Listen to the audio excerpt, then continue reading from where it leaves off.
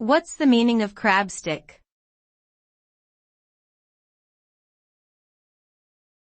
Crab stick.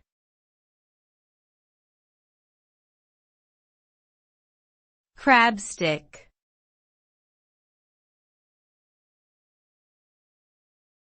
Crab stick.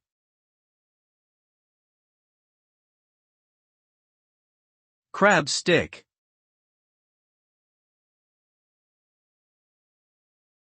Crab stick, also known as imitation crab meat, is a type of seafood product made from processed white fish meat that has been flavored and colored to resemble crab meat. The fish meat is mixed with starch, egg whites, sugar, salt, and crab flavoring before being shaped into sticks or other shapes.